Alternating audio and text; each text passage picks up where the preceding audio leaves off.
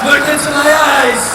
When you see me on a show, when you see these fans, you know you've got the best in the damn world. This is the Wrestling Matters podcast where we stand up for professional wrestling. Here we fucking go! Well, enough is enough, and it's time for a change! Professional wrestling! This is it! This is us standing up! Yes! Yes! Yes! Yes! Yes! Yes! That's 13-14!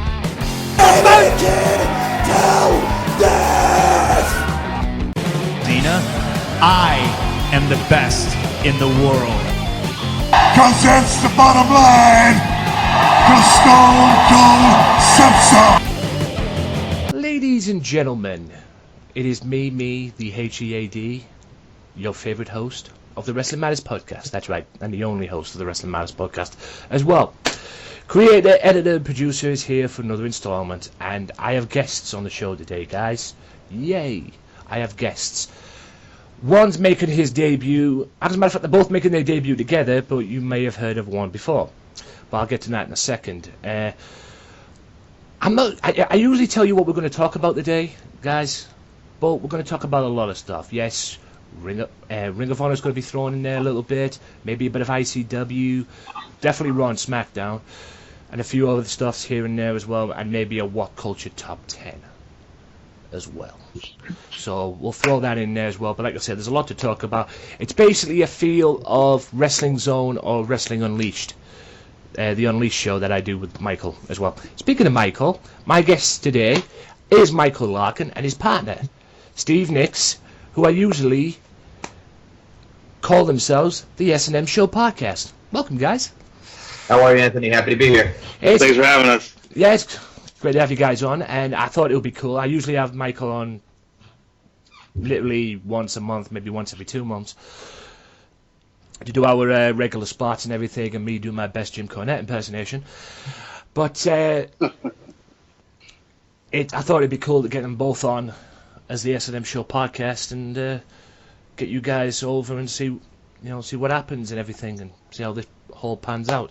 So I thought it'd be cool to get you both on and get you over in that way, cool. To the best I can, anyway.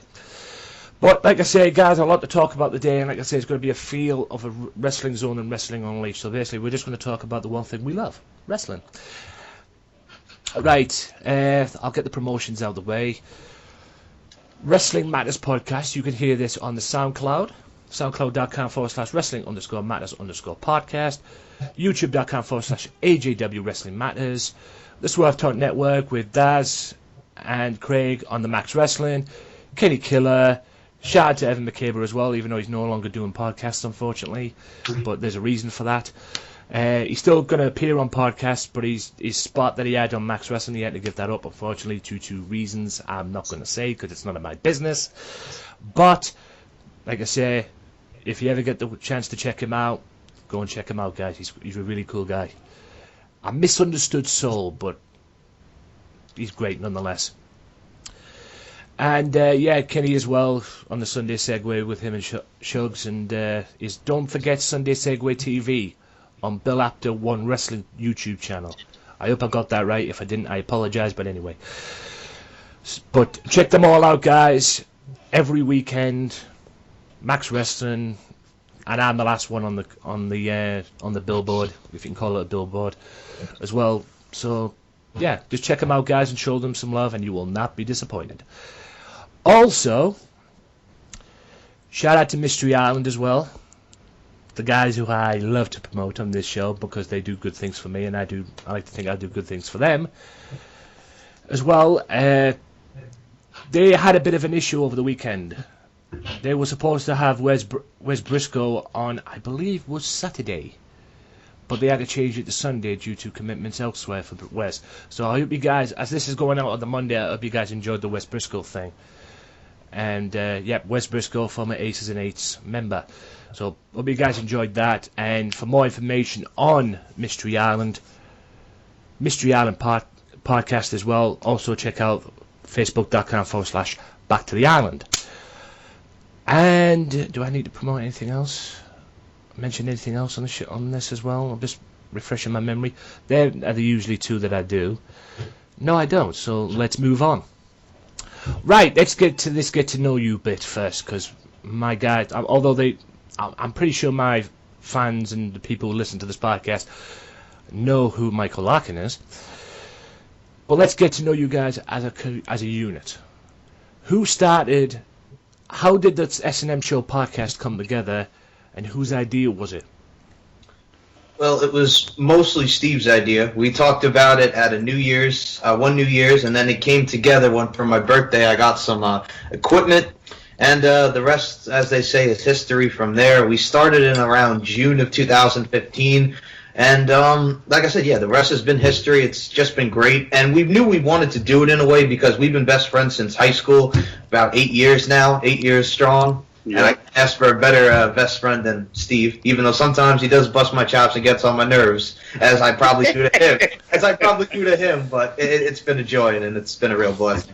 And as I said, it's just been fun. And like I said, we talk about a lot of different stuff, whether it be my love of wrestling, his love of hockey, a bunch of different topics. It's just been great. Yeah. Steve, go ahead. I mean, at the end of the day, before Steve gets his way in, I want to know as well, to add this to the question as well. Sure. Because Michael does a lot of individual stuff for the S&M Show podcast as well, besides, the work that I'm sure you two guys do together. Yeah. But he does a lot of, work alone, like, maybe interviewing certain people. I mean, I listened to you when you had a rapper on the other, on doing an interview on there as well. And I think I liked it on the SoundCloud. Yeah, I saw as that. well. Thank you. Yeah. The little thing as well. I mean, does Steve do anything like that as well, or is it just you that does that, Michael?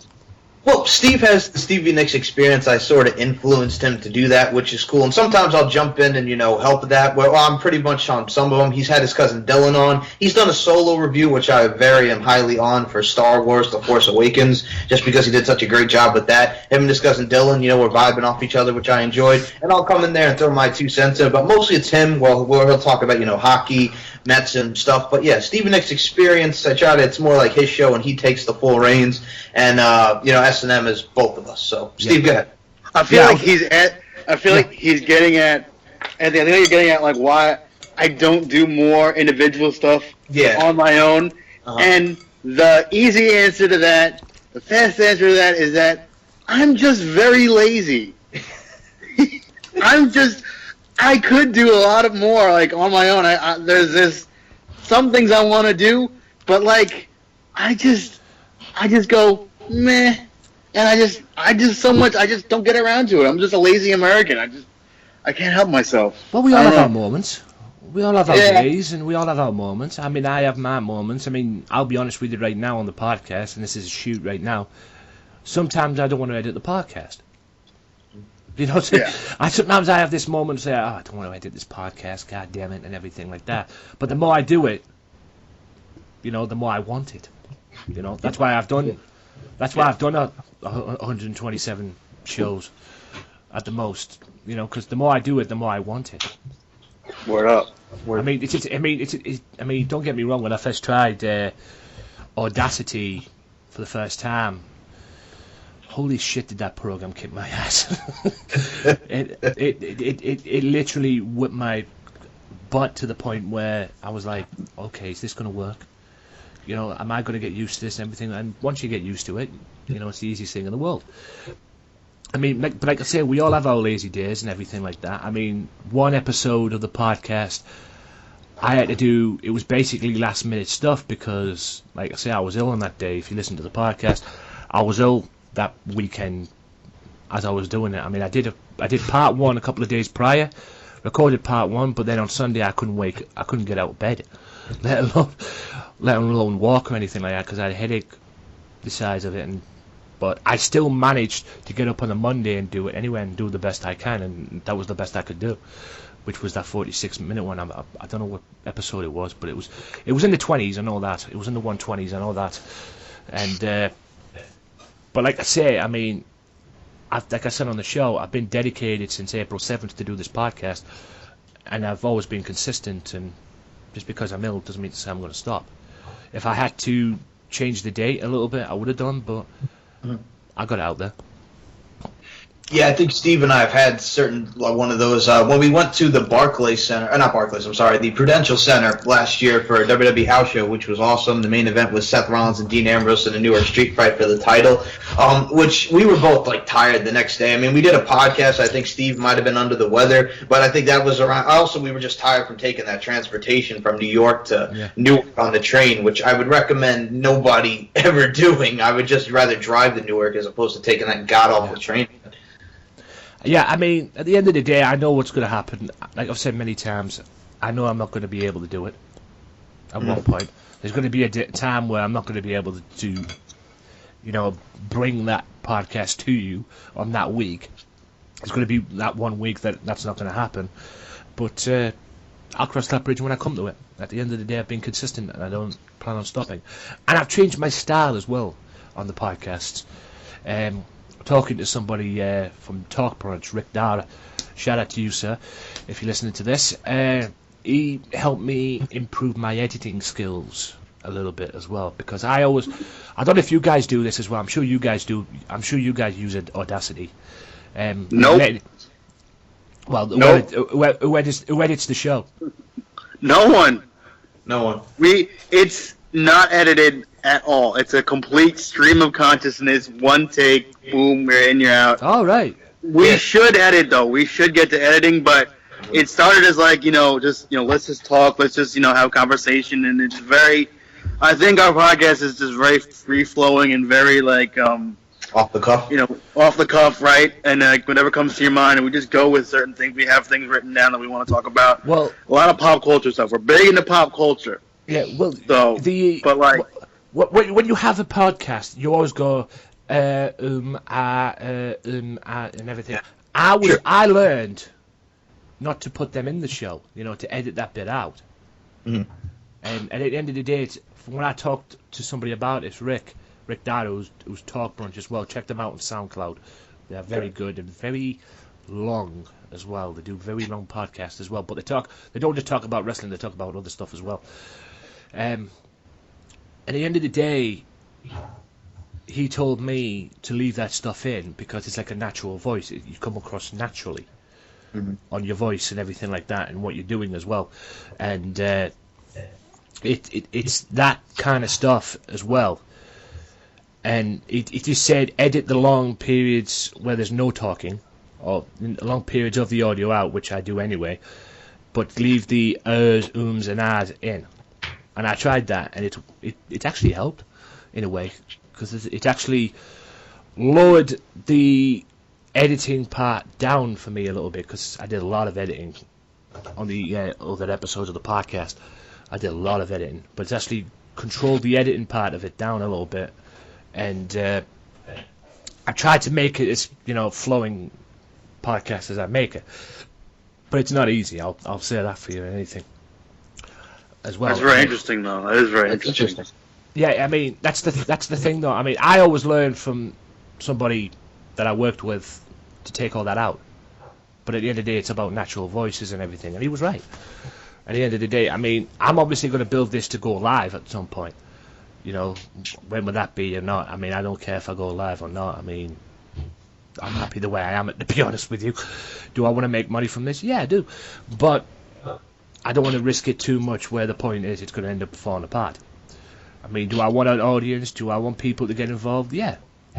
I mean, at the end of the day, people having opinions and everything like that. And like I say, like it says on my Facebook cover as well, being honest may not get you a lot of friends, but it will make sure you have the right ones around you. And that's true. Oh, I like that. True that. I like that saying a lot. It's very true. Yeah, and that's the best. That's the best. Since I got the don't tolerate negative people one tattooed, that's the best one, and I might get that one tattooed on me. To be honest with you, because that's the best. That's the best saying that's the best one I've read in a while, to be honest, in terms of them. But like I say, it's true. I mean, I'd rather be honest than be a bullshitter. Simple as that. Other things as well, besides that, I mean, like I said, you talk about a lot of pop culture, and Michael does a lot of stuff like that, and interviews a lot of people that we probably never even heard of. Yeah, at least I haven't. Some indie wrestlers, yes. Yeah, not just the indie wrestling, the music business as well, the music stuff as well. I mean, there's a few names that popped up there, and I'm like, what the fuck? Kind of stuff and everything like that. I mean, have you ever had them on your show, the S&M Show Podcast, or is that as close as you're going to get? As you guys doing it yourself? I think we could actually incorporate a couple of them that I've interviewed that have been great, whether it be rappers, and there's a couple of good indie wrestlers out there I've interviewed. I interviewed Nicky Adams, who's very talented, Nicky the Rack Adams, the Devil's Outlaw Stockade. He would be a great fit because he's so smart, and he's got that Jake the Snake Roberts, Kevin Sullivan kind of vibe to him with his character. But yeah, as far as rappers go, B2D, who I just interviewed, Born to Die, is great, and he has a lot of insight as far as the hip-hop culture goes. And maybe OG Suicide, who is the CEO behind One West Magazine out in California, and he comes from Compton, and he knows the whole, growing up in the streets. He's been shot in the head. He has a scar on the side of his head. So it could make for an interesting conversation. I wouldn't mind doing that, possibly with S&M, the two of us. Yeah. Shut this one. Are we going to have Keaton J on? We're going to have Keaton J on, right? Yeah, Keaton J, that was another one I was about to mention. Thank you, Steve. Keaton J is another one that we recently were just on their show, but due to their technical difficulties, unfortunately, it's now known as the Lost Episode. We're going to be having them on our show next week. That was a disaster. I know, yeah. We're going to talk more about that, because I wasn't even on Skype. I was on my phone, and I was doing it through Skype through his landline phone. It was a mess. Yeah, because he had bad Wi-Fi, and he did it over the landline, and we were all on the group call like we are on here. It was just it was a mess, but we have a rescheduled time and date coming soon for that. Oh right, I mean I never had that issue with the alternate angle. I mean I had the alternate angle down, and one of them was on the phone. Yeah, I saw the alternate angle. I know. I think he was driving, right? And he was driving, yeah, and they never had a beat. Well, there was a few times he called out and everything like that, but it worked out fine. Yeah, I think whatever was going on with her computer. So yeah, I think it was editing with computer. Go ahead. Yeah, I'd have to keep an eye on that though, with the thing, because that might happen with me. I hope not, but there's a possibility that could happen. Other than that, though, I guess we can wrap that up there, and then we'll take a quick time out.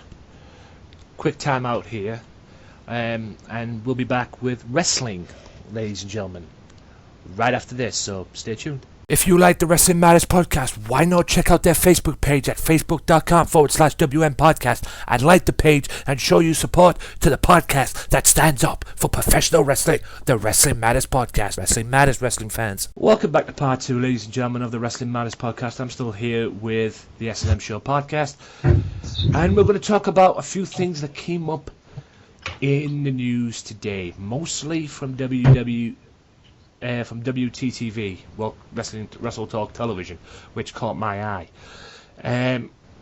Let's talk about The Miz. Oh joy. Let's talk about The Miz. I'm sure you guys are aware of his shoot promo that he did.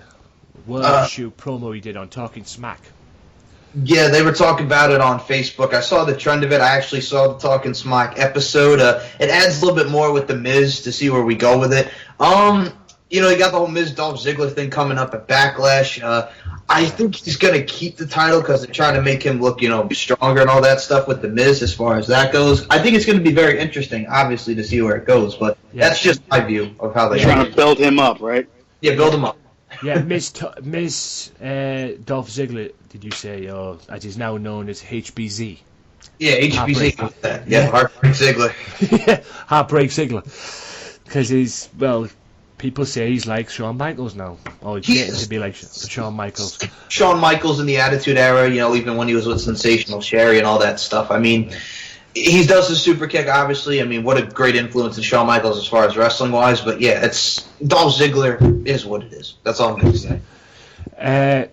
But I watched a news bulletin on WTTV this week. It said, Bryan wrestling again. This is referring to Daniel Bryan, of course. He retired even though he got cleared from other doctors, WWE forced him to retire. But WWE apparently are open to Daniel Bryan wrestling again. Do you see that happening?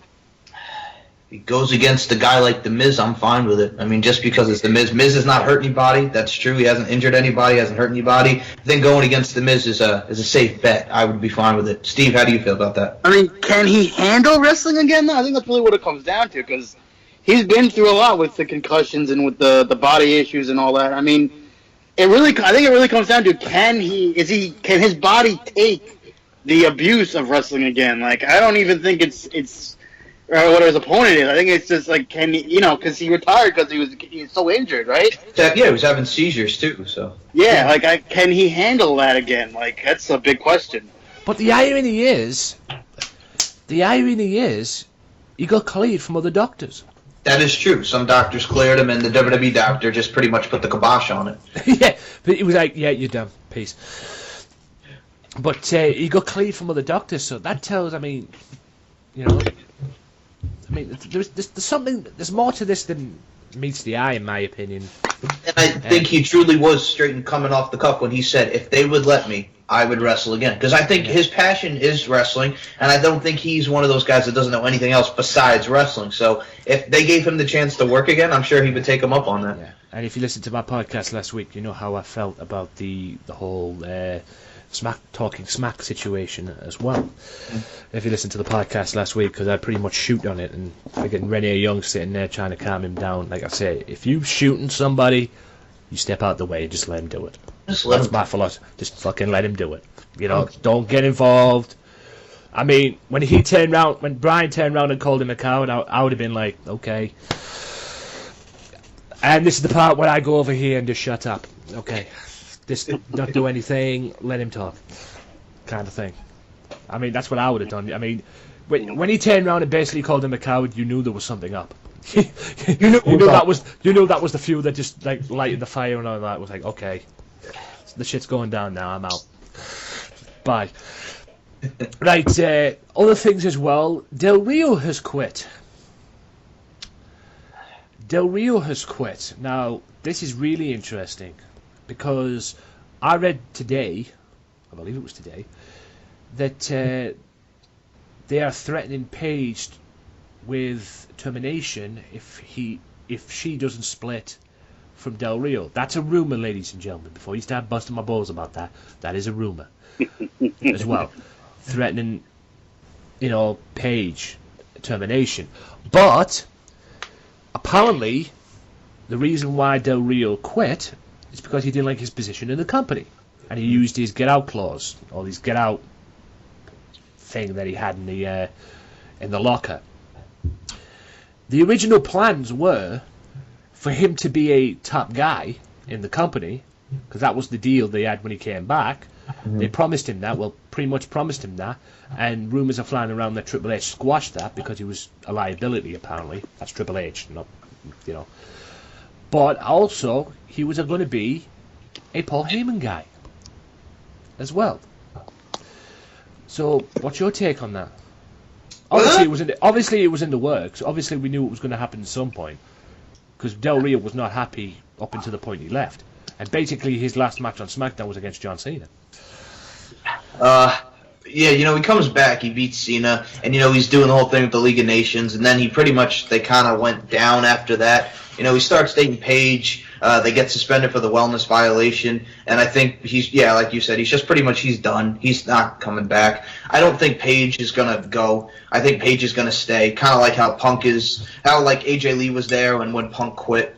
Do I see him going like the TNA or Ring of Honor? Possible. He's done some work with Ring of Honor when he wrestled Jay Lethal. TNA, what I think would be a fit for him, maybe. We'll see. But whatever Alberto Del Rio does, I think he'll be just fine. Even if he goes back to Lucha Underground and he does Mexico, it is whatever he does, it'll be fine. What'd you take, Stevie?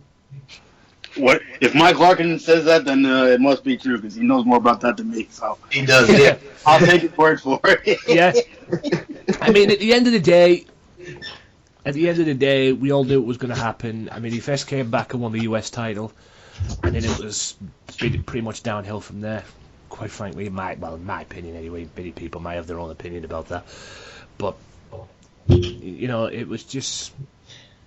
I mean, at the end of the day, don't get rid of Paige because she's dating somebody. If they want to split, stay out of the business. You know? If you even want to go back to, if you want to go as far as relationships goes, even stupid when Dean Ambrose got heat because he was dating Renee Young, for God's sake. Yeah, and at one point Triple H got heat for dating Stephanie. And look where he is now with her. So. Yeah, he's married. For Pete's sake. I mean, the whole thing's just stupid. At the end of the day, it's just a stupid thing. And, you know, yes, there's an age gap there.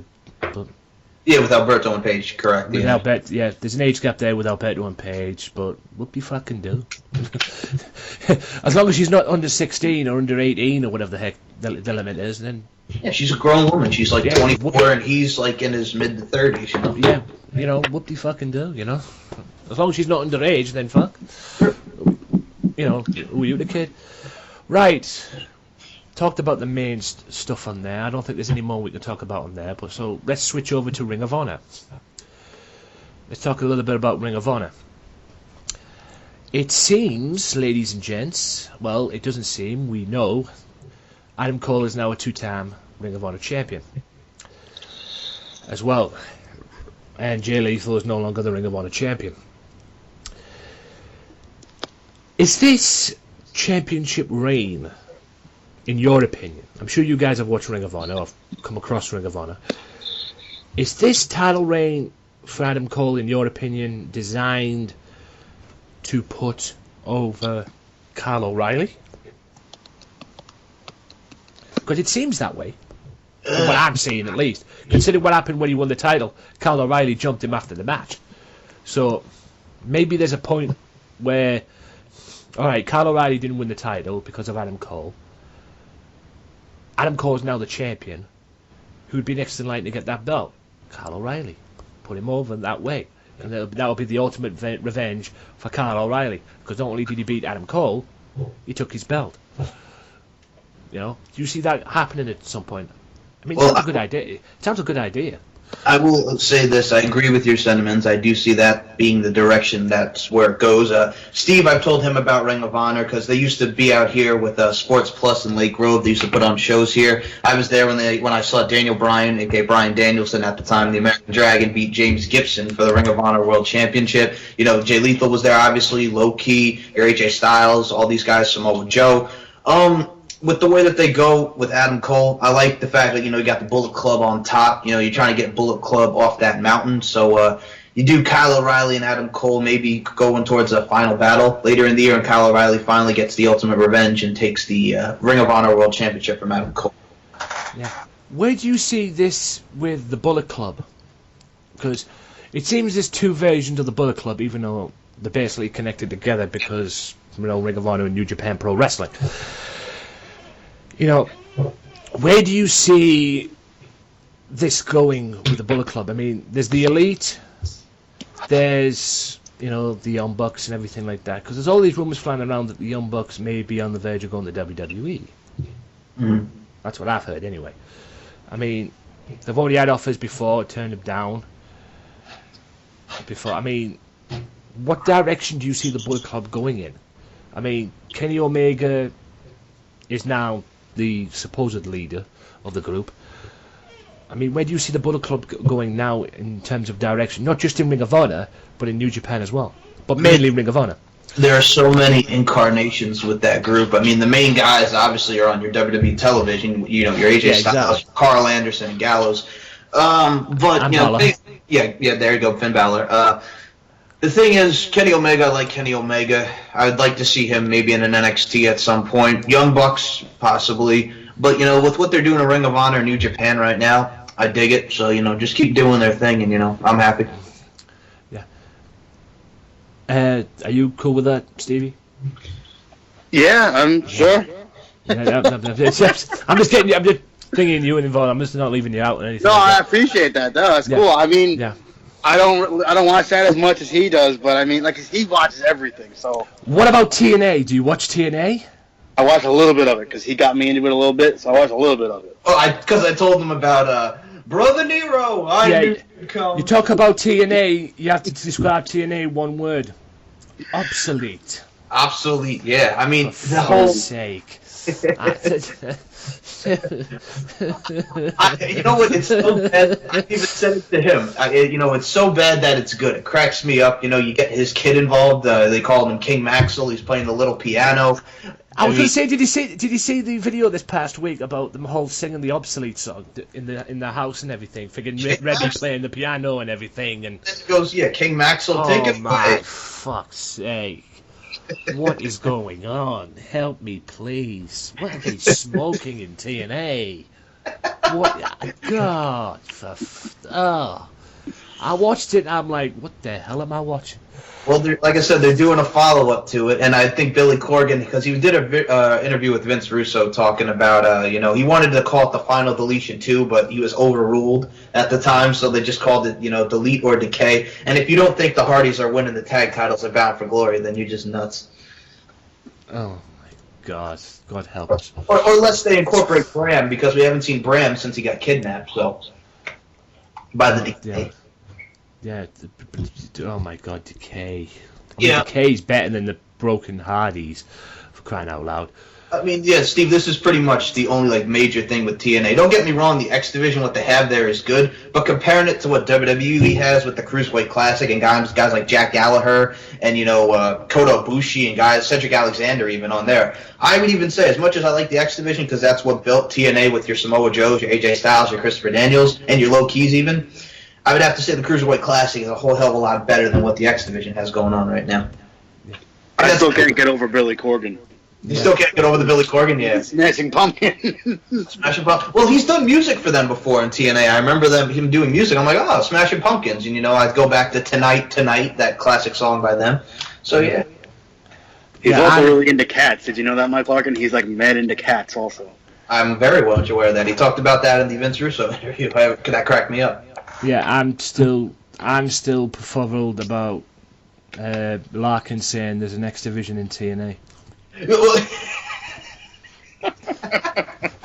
an X Division. There's an X Division belt in TNA, but I don't know if there's an X Division in TNA.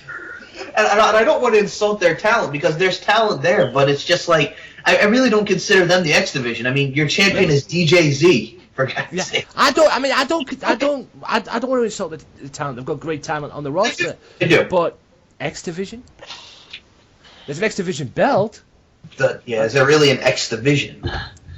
I mean, if they had an X Division there, it pretty much died when Bobby Lashley won the title. But anyway. That's what I'm saying, because Bobby Lashley's not an X Division wrestler, and I'm like, okay. Don't get me wrong, X Division's not about weight limits, it's about no limits. I get that, but Samoa Joe was their champion, but still. Yeah. Samoa Joe was more athletic than Bobby Lashley. I mean, Bobby Lashley at the end of the day just wanted to prove a point. He wanted to hold the King of the Mountain title. He basically wanted to hold all three titles in one. That's all he wanted to do. The thing that I did is I watched this, and they like to incorporate some of the stuff that they've done in the past, because I noticed that with both companies, and whatever. I mean, they like to do the whole rinse, lather, repeat stuff. But I'm watching this, and Bobby Lashley's got all three titles. He's the man. He's the champion of all of TNA or whatever. And I'm thinking, 2007 called and they want their storyline back because Kurt Angle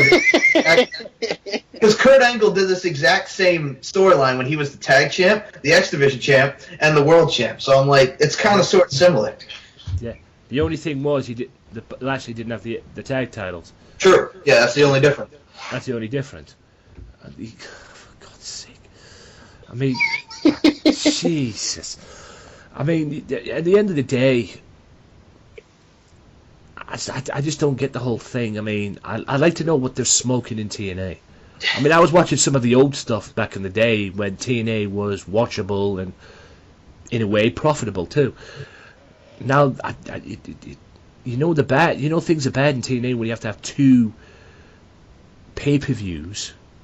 Yeah, the thing is, they had all these pay-per-views every month, but you see the stuff that they put out there, Turning Point and all this stuff, they're just free on Impact. They make it an Impact special. Yeah. And their only two main shows are in June, which is Slammiversary and Bound for Glory in October. Yeah.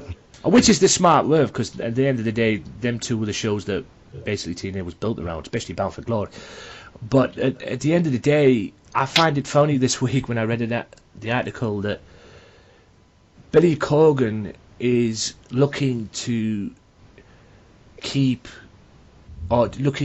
make TNA financial problems go away, kind of thing. You know, he's looking to sort them out. And I looked at that article and I'm like, good luck with that. You know, considering. How's he going to do that? Exactly. That's what I'd like to know. I mean, how the hell is he going to do that? I mean, TNA, since leaving Spike TV, has basically had financial problems. Yeah, they switched 3 networks. Even Spike TV got sick of them. Yeah, they were originally on Spike, then they went to Destination America. Now they're on Pop TV, which is the former TV Guide channel. So they've switched a lot of networks.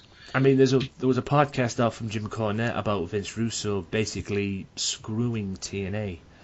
You have to check. I'll have to send you that, guys, because you'll have to check that out for yourself. He's basically saying that TNA, Vince Russo was conning TNA and ringing the networks up saying that you need to hire me as a consultant because you got a useless product on your network. Wow. Kind of thing. That's what Jim Cornette. I've got the audio. I'll have to send you it at some point.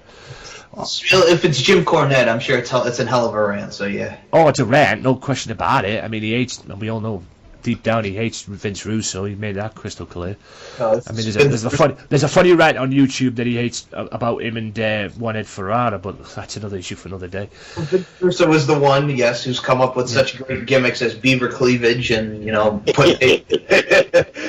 Well, speaking of beaver cleavage, we actually did see Chaz and Thrasher, Chaz Warrington and Glenn Ruth, Thrasher and Mosh back as the headbangers on Smackdown. Oh my God! Oh, then he gave Rhino like 8 stitches on the side of his eye because Mosh potatoed him. Yeah, we'll talk about that in a bit of in depth when we get to the Raw and Smackdown part and everything like that. But yeah, I was surprised about that. That was leaked over the internet that. Mosh and Thrasher were back. I mean, who they're going to bring next? Yeah, the only thing I'll say about that is that they really even get a pop because they haven't been on television in like 16 years, and I'm like, there was like no reaction. I'm like, nobody cares about the headbangers. Well, it's not the Attitude Era anymore, Michael. I mean, people. I mean, at the end of the day, people saw them walk out and they were like, the headbangers, really? That's true. I mean, I love the Attitude Era. Steve enjoys the Attitude Era with your Rocks, your Austins, the Undertakers. It was a great time period to be a wrestling fan. And, you know, you had the Monday Night Wars and stuff. I mean, don't get me wrong, wrestling has come back, I would say, in 2016 with what WWE's doing with NXT, the Cruiserweight Classic, and all this stuff. And TNA is, you know, broken, but, you know, it is what it is. It's obsolete. I mean, if there was anything that's obsolete, it's TNA. Yeah, and I think what's Billy Corgan like bringing like a championship now to TNA or something like that. I was reading. Yeah, I mean, don't get me wrong. I mean, I'm sure it's a great idea. I read an article that they were going to change the belts around. You know, change the world title and all that stuff and everything like that. And I don't even want to talk about that because I don't even want to think about it. I mean, TNA has to have a world championship at the end of the day. If they haven't got a world title, then what the heck are they in business for? But I don't know what plans that Mr. Corgan has, and quite frankly, I don't even think I want to know, to be honest. Well, Steve, I just hope they're good for the company. That's all I'm saying. Steve, do you think he would be a good asset, Billy Corgan, with his ideas? I mean, I don't know the guy enough, like personally, to know if he can actually like be a good businessman or anything like that. Like, I only know him as a musician and like a great musician, I think. Yeah. But that's beside the point, though, because like doesn't have to do anything with wrestling. Like you gotta know the industry, and you gotta know.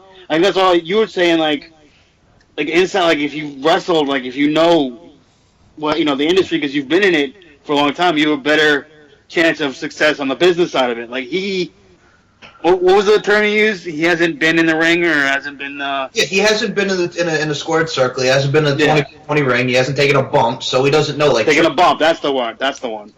Yeah, because like he hasn't taken a bump. Like I don't know enough about him to know if he's going to be good or not because he doesn't have experience previously in the industry. So it's kind of hard to form an opinion on something that he doesn't really know. He hasn't been in there enough, I don't think.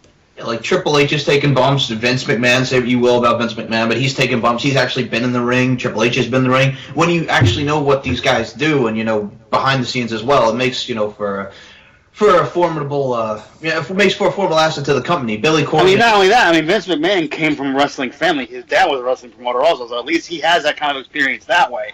Yeah. Like, I don't think anyone from Billy Corgan's family was even in wrestling, really. So, like, I don't know, like. Dixie Carter's parents were Panda Energy, so there's no wrestling as far as that goes. And Jerry Jarrett, I mean, Jeff Jarrett, when he was there, Jerry Jarrett was Jeff Jarrett's father when he was originally behind that, and, that's, again, a wrestling background. So you have to have, some sort of knowledge to the business. I mean, if I had to bet, if I was a betting man, I'd say no, but then again, like I said, I don't know enough about him to actually make a solid opinion, but, it's not on, luck's not on his side, I would say. Yeah. I don't think luck's on TNA's side, let alone fucking Billy Corgan's side. But, I mean, there's one last thing about TNA. It seems it's going to the point where EC3 will challenge Bobby Lashley for the world title at Bound for Glory in October. And it seems it's going to the point where it's going to be Aaron Rex, as he's now known, versus Drew Galloway. Can I just say I like Damian Sandow and I like Aaron Stevens, the person. He's a tremendous talent, and I like to see how he does in TNA. But Aaron Rex, I'm just not really feeling the name. Yeah, I'm not feeling Aaron Rex in TNA, quite frankly. I think it's going to be a downfall for him in that way, to be honest. But hey, I mean, anyone who joins TNA, it's a question mark on their career and everything like that. I mean, considering the shape TNA's in anyway. That's just my view on that. Anyway, but like I say, it's going down to the point where it's going to end up being Aaron Rex and Drew Galloway, probably a Bound for Glory, and EC3 challenges Lashley for the world title. No doubt EC3 will probably win it. And there's a lot of title changes that happen at Bound for Glory. That is true, yes. And you got the Broken Hardys against the Decay for the tag titles. Oh my God. Lord help us if the Hardys win the tag titles, that's all I'm saying. Lord help TNA if the Hardys win the tag titles. That's all I'm saying. If you thought Decay was something. Good. I like the Inception, don't get me wrong. Abyss, Crazy Steve, Rosemary. Rosemary's a great wrestler. Abyss is Abyss. And Crazy Steve has been great since he got away from that whole carnival act, the menagerie that they had him do. So I've enjoyed Crazy Steve in this role. Yeah, and now it's called Delete and Decay. Delete or Decay. Yes. As if the first final deletion wasn't bad enough. That's all I'm saying. It was good.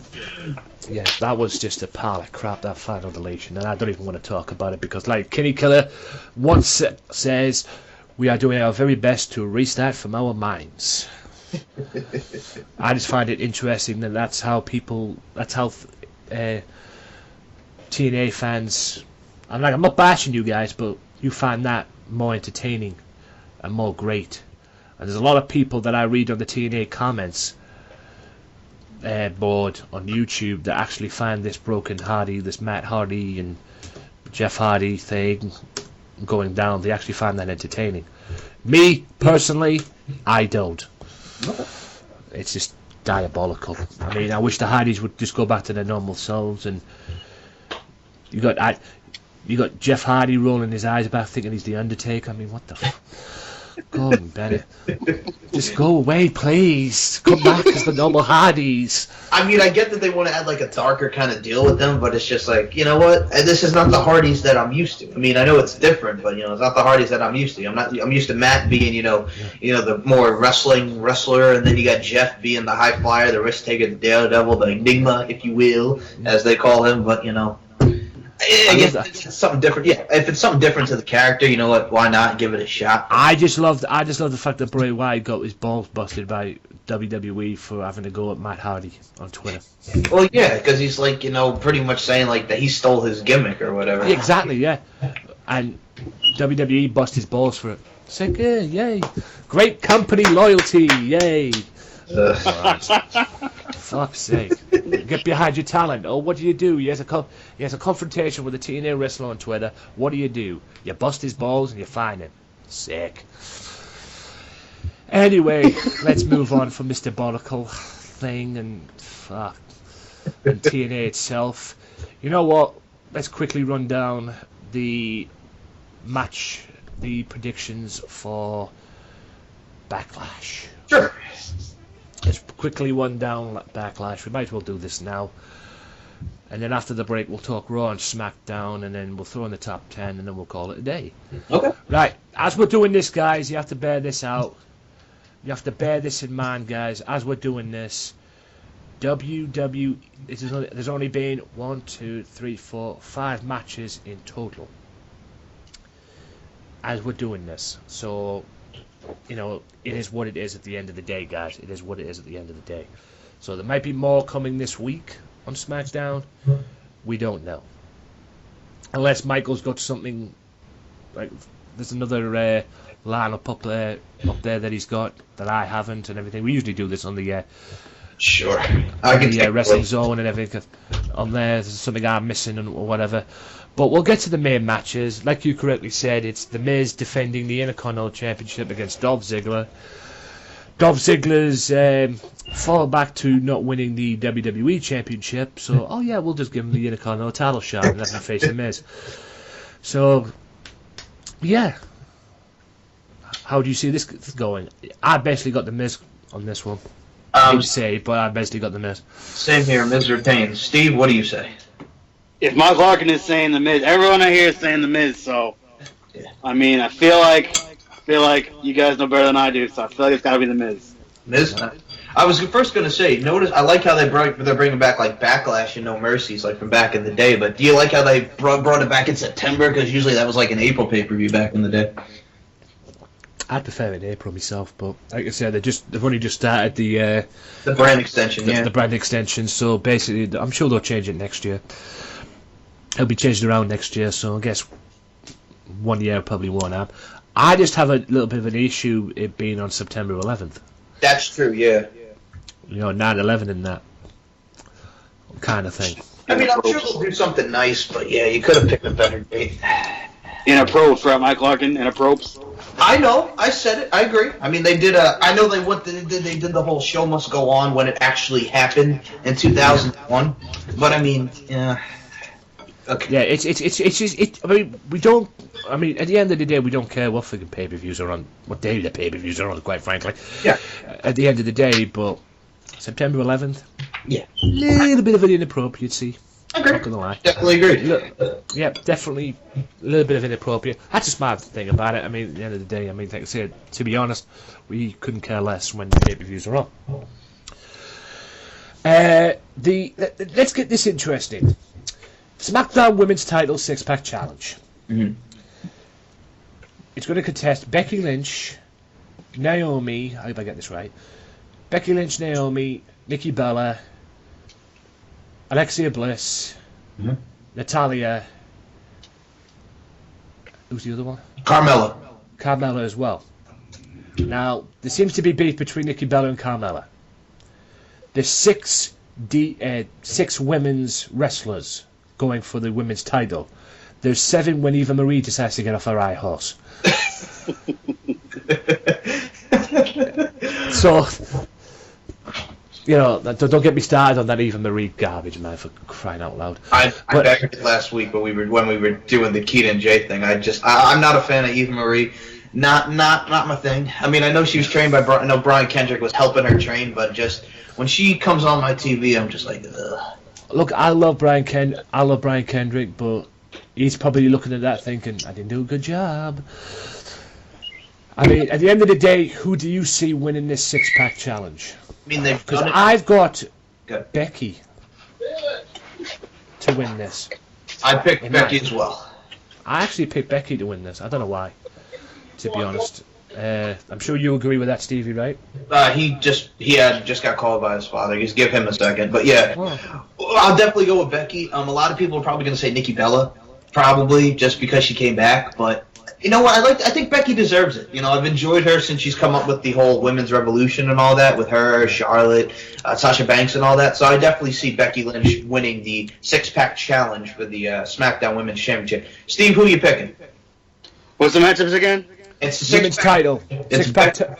Yeah, six-pack title for the women's championship. The Smackdown women's title. Yeah, it's Becky Lynch, Nikki Bella, Carmella, Naomi, Alexa Bliss, and Natalya. We both picked Becky Lynch. Who are you picking? Nikki Bella. Nikki Bella. Okay. It wouldn't surprise me, to be honest. I wouldn't be surprised if Nikki Bella wins. I mean, let's face it. The only reason she's on SmackDown anyway is because a certain super scene is on there. But at the end of the day, that's the only reason she's on SmackDown. But it wouldn't surprise. I wouldn't be surprised if Nikki wins the belt. But I kind of hope Becky wins it. But that's another issue for another day on that one. Now we find this very interesting. The Smackdown Tag Team titles. Who do you see winning this tournament? It's the final, so I'm going to probably say that one-man band, Heath Slater and Rhino, Beauty and the Man Beast. The way it's being booked, and that segment on SmackDown with Rhino and fucking Heath Slater and Renee Young. Yeah, Beulah as the wife, and they're in the trailer, and he's gonna get a double wide if they win the tag titles. Kind of reminds me of the whole Jamie Noble and Nydia back in the day. Yeah, don't get me wrong. This Hardy stuff is weird and annoying to me anyway, and drives me up the wall. But I watched that on SmackDown this week, and I'm like, what the fuck am I watching here? Gives something for Rhino to do, and he's with the young guys, so. I think what we got going here is, let's see, it's American Alpha against the Usos, and you got the Hype Bros taking on Slater and Rhino. I would say Slater and Rhino wins, and I'd say American Alpha wins. Don't get me wrong, I want to see American Alpha, because I like those guys. Gable and Jordan are great. But I think if the whole premise is to get Slater a contract, to get him on a brand, I would like to see Slater and Rhino win. I would probably think Slater and Rhino are going to win based on the way that's been booked. Yes. But if I'm talking, how can I put this, like realistically and stuff like that, I would probably want the American Alpha to win. I don't want the Usos to win. No. Although I'd like to see a feud between the American Alpha and the Usos, like. I would too. I would probably be down with that. But anyway, at the end of the day, I pick Slater and Rhino.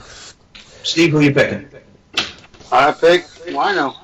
Same as you guys. Yeah, at the end of the day, it's basically the reason why we're picking it at the end of the day, guys. It's basically because it's the way it's been booked. If you guys watch SmackDown, you'd probably understand. I mean, realistically, I want the American Alpha to win, but normally when something's being booked the way it's been done, it is signs, the seeds and planted and everything that it's been, it's going to be. Yeah, they set it up, right? Yeah. They set it up to the point where it's going to be there. Just go back to TNA quickly. Okay. What do you think of Moose turning on Mike Bennett? Okay, so they got Moose. Or basically Mike Bennett turning on Moose if you watch it on the Believe before. Yes. Or the week before. I forgot about this actually. I just wanted to get your thoughts on that. So, Steve, I'll fill you in. They have this wrestler named Moose. He's a former NFL player. He's playing the NFL. Wrestled in Ring of Honor. Yes, wrestled in Ring of Honor. Wrestled in TNA. So they bring him in as a heel, right? He's a bad guy. Mm-hmm. So he's with the Miracle Mike Bennett. Do you believe in miracles? Mike Bennett also was in Ring of Honor. So they're together. They're aligned. They're like a tag team. And Moose is kind of doing like Mike Bennett's dirty work for him. So this week they just had a title match with Lashley and Mike Bennett, and Mike Bennett chose to not. Moose decided not to help Mike Bennett, so Lashley beat him, and then Mike Bennett was berating him. He slapped him, and Moose pretty much beat the crap out of Mike Bennett, which is probably going to lead to a match at TNA's pay-per-view Bound for Glory. I think the problem that a lot of people are having is Moose just relatively came into the company, and already you're turning him face. They already broke up the Mike Bennett team, so a lot of people feel it's too soon. But I think Moose fits better as a babyface anyway. They wanted to cheer him, so then they do the Moose. I mean, you hear the Moose chants and everything like that, and that's a babyface kind of thing. So why not have him as a babyface? True. At the end of the day, I mean, it's like, hello, why is he with a heel? Why is he with a heel who has a wife who's just annoying in her own right? She needs to go back to WWE. If I'm being honest. But back to Backlash. Yeah, Slater and Rhino to win the tag titles, definitely. Slater and Rhino to win the tag titles. Becky Lynch, even though Stevie's went for Nikki Bella. Miz to retain The Intercontinental title. the Intercontinental Championship. Randy Orton and Bray Wyatt. I got Orton on this one. You on Orton? Okay. If this is going to be like a new feud with them, which is cool because I like Bray Wyatt. I like how they're developing him on SmackDown. Now Randy Orton just got crap kicked out of him by Brock Lesnar with those elbows, the staples in his head, which is just that was brutal. Just a bad way to end the pay-per-view like that. And Jericho. Yeah. Then I heard a rumor that they're building for a rematch, but I'm a little pissed off about this actually because I've heard a rumor they did that ending to build for a rematch, but the only thing is we're not going to see the rematch unless you go to a live show. That's true. Yeah, I heard about that. That looks to be the plan on that. That's kind of stupid. You know, they're doing it on a live event. Kind of stupid. It's full stop stupid. Okay. It's full stop stupid. Sorry, I mean, why would you build probably the biggest at least one of the biggest main events in SummerSlam's history? You build the ending the way you do. You build towards a rematch, which is fine, but you don't put the rematch on television. The thing is, what if they put that event on the network like they've done with I hope they do. I hope they do. Genuinely, I hope they do. If they do, then what I'm saying right now is irrelevant. But at the end of the day, if they don't, the whole thing's stupid. Okay, I agree with you on that point. I definitely do. But if they do put it on the network, like they've done with the Madison Square Garden house shows, they've done the Beast in the East when they were in Japan. I mean, I could possibly see it turning into like a network special, which would be cool. But if you're just doing it on a house show, then yeah, that's obviously very, very stupid. It's just stupidity and it's blatant best. And like I say, I hope they do put it on the network. I hope they do it like a network special. They need to do more of them, actually, quite frankly. But and the whole Jericho wanting to, go out after Brock Lesnar after that whole deal, where he got busted open because, Jericho didn't think that was cool, and him and Brock had a little stare down after that. Yeah, I'd take him taking out Goldberg. Yeah, right. He just put whatever. Yeah, whatever. Whoop-de-doo, kind of thing. I mean, but at the end of the day, I got Randy Orton winning this. Randy Orton. I can't see Bray winning it. I think they want to build Bray. If Bray wins, I won't be disappointed. But I can't, I think Randy is Randy at the end of the day, and I think he wants to be head for Dean Ambrose kind of way, and obviously to build into this supposed rematch with Brock, I think they want to give him a little bit of something to go into it. But if like I say, if Bray wins, no problem, because to be honest with you, Bray should be competing for the world title. Agreed with you on that, and I'll go a different route here. I'm going to say Bray Wyatt beats Randy Orton. No, fair enough. Steve, who do you think? That's what I was going to pick. I was going to pick Bray Wyatt also. Well, 2 win for Bray, I win for Orton. So that's okay. I don't like Orton. Yeah, I mean, at the end of the day, I could understand why you guys went for Bray, because like I say, I wanted to be built up right. I mean, this is the guy that's best known for being in big matches or getting built up into big matches and then falling down the pecking order. You just look at the John Cena feud that they did with the Wyatt family. So yeah, don't get me started on that, please. The whole, I mean, John Cena's like Rusev and everything like that. I mean, blooming heck. Right, and speaking of the world title, AJ Styles 1-on-1 with Dean Ambrose for the World Championship. I got Dean Ambrose. I want Dean Ambrose. I'm sorry. Don't get me wrong. I want AJ to win. Mm-hmm. Everybody wants AJ to be the champion. Okay? Everybody wants AJ to be the champion. I want AJ to win. But I just don't see it happening yet. Maybe, I think they should leave it for WrestleMania. Myself. Give him that kind of a rub. Right. I'd book it for WrestleMania. The best match of SummerSlam was AJ Styles versus John Cena. Best match. It'd be fucking match of the year, that. Thank you. It was fantastic. I like how they're building AJ Styles, so I'm going to go against the grain again. As much as I want to see Dean win, I'm going to say we have a new champion in AJ Styles. Yeah. I mean, like I say, I want to see AJ win. Mm-hmm. I just don't see it happening yet. Maybe they'll build this into a feud going into, I don't know, maybe Survivor Series or whenever the next pay-per-view is or whatever. I just don't see it happening. Steve, Dean or AJ for the title? I gotta go with Ambrose. I'm gonna go with Dean Ambrose. Dean Ambrose. Yeah. I mean, like I say, I want AJ to win. I want AJ to be the champion, but I just don't see it happening yet. Quite frankly, like I say, it's only his first. It is his first year in the company, isn't it? Yeah, he just debuted earlier this year at the Royal Rumble. Yeah, that was there. So maybe it's a little bit too early for that yet. Maybe they might give him it at the end of the year. I don't know, but yeah, we'll have to wait. We'll have to wait and see on that one. But I don't think that it's going to happen. Quite frankly, I think, like I say, I think Dean will win. And that about wraps that up for the Backlash. I haven't missed anything, have I? No, those are the only 5 matches on the card. At the moment, yes. Yep. I don't know how they're going to build that into a 3-hour pay-per-view, but I guess we'll see. No doubt they'll probably add matches along the way, but yeah, it's going to be a treat. There's no doubt about that. It's going to be a treat to see how this pans out. I hope it works for SmackDown. I just don't understand the balance of the whole thing, quite frankly. I mean, you've got SmackDown is 2 hours and you've got Raw is 3 hours. True. No. Speaking of Raw, let's talk about the CWC. Get your quick thoughts on it before we go to commercial. Okay. Have you guys? I mean, Steve, have you ever watched? Have you seen the CWC? I've enjoyed the hell out of it. My top 3 matches. If I had to pick a top 3 matches, mine would be Bryan Kendrick, Kota Ibushi, Kota Ibushi, Cedric Alexander, or Gargano, Tommaso Ciampa.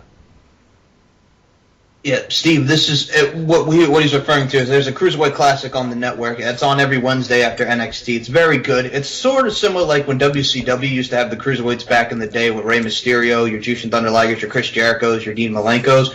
It's just very good wrestling. That's why I stated before, like, it's better than what the X Division is or was, or even if it is in TNA. That's what we were in there. The Cruiserweight Classic is a whole lot better. It's just straight up wrestling, not a lot of spots and high flying, just straight up grit. You could check it out on the network. You could check it out on the network, but it's only on for the next 2 weeks. Yeah, it's almost. Yeah, the best matches, I would definitely say, I agree with you, Gargano, Ciampa, Kota Ibushi, and Cedric Alexander. Kota Ibushi this week with Bryan Kendrick, which was just so heartbreaking to see the tears. Bryan Kendrick, he was coming back with his redemption, and him and Daniel Bryan hugging at the end. I mean, it was very heartbreaking to see Kendrick out of there, but you knew in a way it was probably going to happen since he's the veteran. But he's going to probably be around, sticking around, which is going to be cool because I was always a fan of Bryan Kendrick. Kota's not going to be joining the roster for the Cruiserweight division. He's got other plans. Same with Zack Sabre Jr. He's turned down an offer as well. I think the thing is also, too, Anthony, I'm a big fan. I also enjoyed the TJ Perkins-Johnny Gargano match, which was just phenomenal. Yeah. Like I said, the whole thing's been phenomenal. Quite frankly, I mean, those are my top 3. I would probably put that Gargano TJ Perkins match as number 4.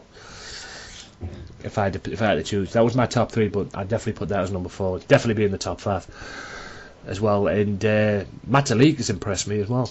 Yeah, Grant Metalik. Looking forward to seeing more of him. I enjoyed Tajiri in the series. The Fabian Eichner. He's a big guy. He's like 205, but for his size, what him and Jack Gallagher did, it was just great. You'll be able to see this because September 19th, the Cruiserweights invade. Well, the Cruiserweights come to Raw as well, so that's going to be interesting. I wonder if they'll get the belt. I wonder if the winner will get the belt. Well, they got a trophy coming, so no, there's a trophy. Yeah. I wonder if they'll get presented the championship belt. Well, I'll say this: as long as when you have your last Cruiserweight champion being Hornswoggle, the little person that he is, I definitely would like to see it get more established and used better properly. And that is the downfall of this subject. I was trying not to think about him being the Cruiserweight champion. But anyway, right, we'll end this part there, guys. I'll be back right after this we'll talk Raw, we'll talk SmackDown, and we'll throw in a quick Walk Culture, top 10 or top 7 or top 8, whatever they're doing. as well. So we'll throw that in as well, and we'll be back right after this. There's only one wrestling podcast that gives you honest, uncut opinions and the most unique trivia since WWE did The Weakest Link. And the only place you can hear the show-stealing podcast promo every single week. Covering WWE, TNA, Ring of Honor, Lucha Underground. Max Wrestling Podcast is the place for you. Join myself, Evan Money Michaela, the Phoenix, and the Butcher. Sundays at 7 p.m. UK time, 2 p.m. Eastern time with your host, Danny Dangerously, on VOC Nation and the Swerve Talk Network. Go to maxwrestling.wix.com/maxwrestling or follow us at maxwrestlinguk for more details. Give in to the madness.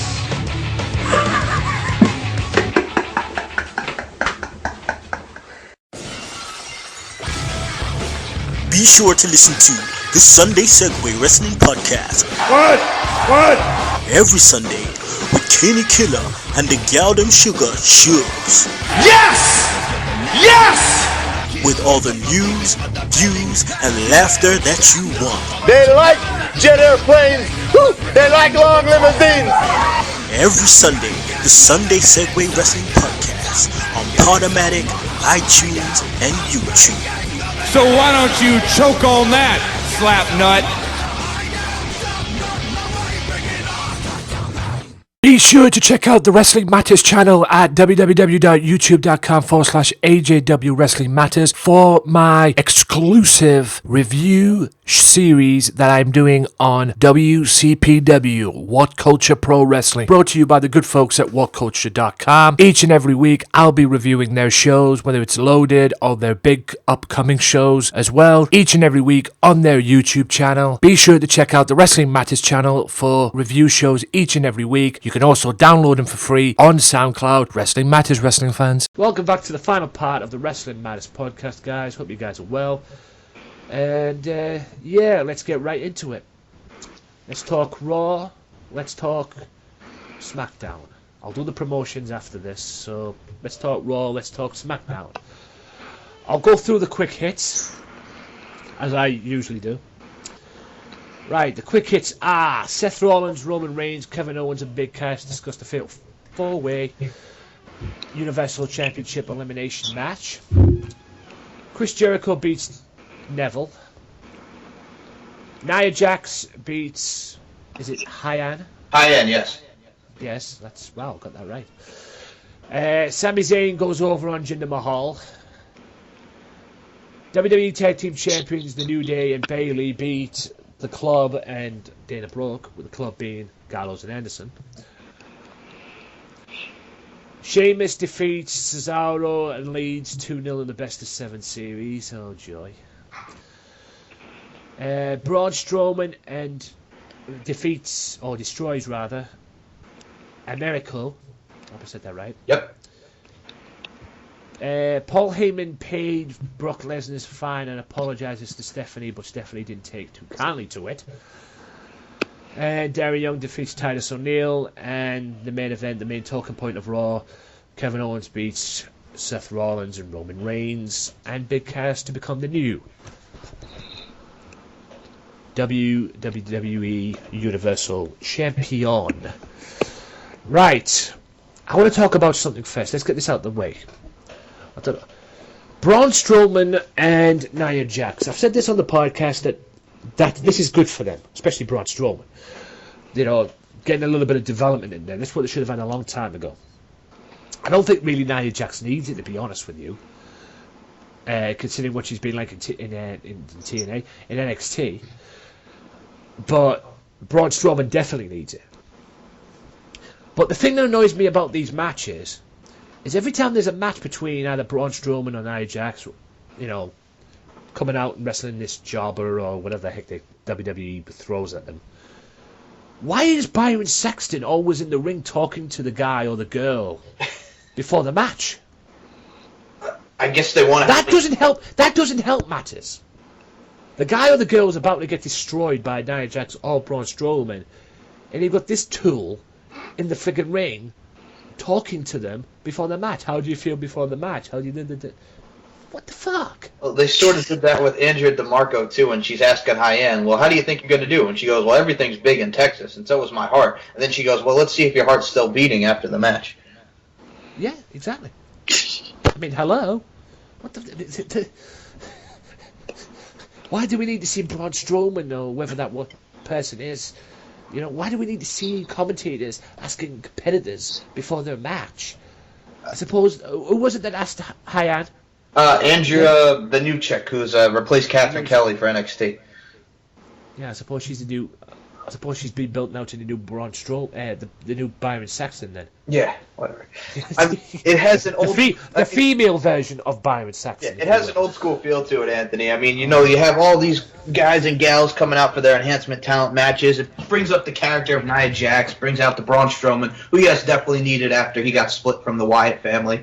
Yeah. And I think that part is good, and, you know, it brings them up to whoever they're going to feud with next. I see Nia definitely going for the Women's Championship.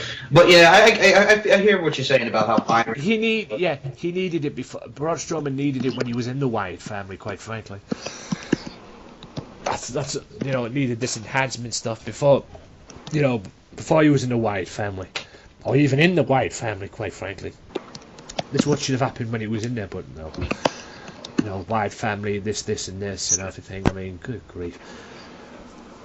I mean, this goes to both of you, but I'm sure you'll let Michael get involved on this one. What's your take on Sheamus and Cesaro? Okay, so homie, what they're doing with Sheamus and Cesaro is it's a best-of-7 series, and I think, is there going to be like something that they get from this? Is like a title shot or whatever? It's what they're supposed to do. Okay. It's what it's supposed to be. Yeah. So, I bet both of them are expecting a world title shot, and they'll probably end up getting a US title shot. Okay. So yeah, so they're doing like a title shot kind of deal with whoever wins to see who the better wrestler is. But we've done a lot of best-of-7s, best-of-5s before. You know, you go back to Benoit and Booker T in WCW, Benoit and Booker T in WWE, John Cena and Booker T in WWE. I mean, I like how they're using them. I think the matches obviously are going to be great because they're two great competitors. But after a while, it does get repetitious, and you think they could have done something more. I think Cesaro should have been involved in the Universal Championship match. Same with Sheamus. But, you know, they're doing what they're doing with them. You would have been best off putting a belt on one of them. Yeah. And then doing this best-of-7 series at the end of the day. I mean, a best-of-7 series between two guys who are trying to prove to be the best. Not many people are going to be interested. I mean, the reason why Benoit and Booker T worked in WCW, because it was for the World TV title. That's true. You know, because they had something, you know, to fight for. These two are fighting for a future title shot, and it probably won't be the freaking WWE Championship. Probably like a secondary belt is what you're thinking. Exactly. You know, I mean, God, Bennett. Well, Steve, what do you think about that? You think they should be fighting for a belt, or should it be like, you know, they're actually going to earn a shot at it? Well, what's the value of the belt? Like, secondary belt? Well, the world title is the big title. U.S. title, it's still a big title, but it's like a secondary title. And, you know, but if it's for a world title, yes. But if they go for a secondary title, you know, then it's just like, yeah, it's still going to be good, though, but it's just... U.S. title is good. It's credible, but like I said, it's more secondary than the world title. I don't know. I don't see the point of doing that for a secondary. Just do it just to do it. Like, just do it and let them just, you know. Why does that be? Because I feel like it always has to be a title attached to everything. Like, you're gonna, you know, the title's got to mean something. Like, which maybe it does. I don't know, but I mean, you know, I just feel like, you know, just let them do it. Yeah. Can I just ask Michael a quick question? What is 1 p.m. in U.S. Central Time? 1 p.m. in U.S. Central Time. Well, right now it is 4:47, so 1 p.m. It's... Oh, man. Yeah, well, it's 4:30 now. All right, Steve, help me out here. My math was not my best subject either, so I don't know if you would know about that. 1 p.m. Central. Well, Central is 1 hour behind us. Yeah, that Central's 1 hour, that's right. So in a UK, it would be 6 hours forward. So you add 6 to 1, that'd be 7 p.m. UK. Oh, 7 p.m. UK. Okay, I'll double check that later. But yeah, that's you guys are 5 hours ahead of us, right? Yeah. You guys are 5, right? Yeah. Okay. 5 hours ahead, yeah. Okay, so Central is 1 hour behind Eastern. Yeah. So it will be 6, Edge 6. Yeah. Sorry to go off topic there a little bit, guys. I've just got somebody asking me a question on Twitter. So, just got somebody asking me on Twitter on something. I'm just working something out for a future podcast on Twitter, so That's okay. apologies for that. No, right. I started to think, because I know you guys are 5 hours ahead. It's just, I'm my math. Like I said, math is not my best. Yeah, maths wasn't my strong point either. Especially with the teachers we had at school. But anyway, that's another issue for another day. We can go. Kevin Owens wins the Universal Championship. Thanks to Triple H. Triple H popping out of nowhere, pedigreeing Roman Reigns, and then eventually pedigreeing Seth Rollins. Now, I got no problem with Owens being champion. No problem whatsoever. And it's been announced, and it looks like it's back on again. Now Rollins is back. Rollins one-on-one with Triple H. I find it ironic that after people think that Rollins turned, is a babyface turn. If you ask me, they should turn Triple H face. The way he came across. The way he came across on this and everything. And I found out over the weekend, the reason why this was happening is because there's a rumour, which will probably get cleared up this week on Raw, this coming Raw. The Shield is back. The Shield is reunited. There's just one problem. There's 2 of them. Yeah. Is this really necessary now that Dean Ambrose is on Smackdown, and is this really going to work? Because at the end of the day, you've got Triple H, who got the biggest pop I've ever heard in a while when he came back. You've got Seth Rollins, who's a heel, should have been a babyface when he came back. And you've got Roman, who gets booed to fuck. People don't like Roman Reigns. And now you're turning these 2 into the Shield, making them baby faces, probably. Where is this going? It doesn't make sense. You'd be best off turning Triple H face and making the Shield, or what's left of it, Roman Reigns and Rollins, heel. That's just my view on that. What do you guys think? Please help me out, please. I think they're going to go Rollins H route. I don't know what they could do with the Shield possibly, but I definitely see Rollins H. Nothing to be if we're talking on the real, nothing quite frankly. But anyway, I mean, is that?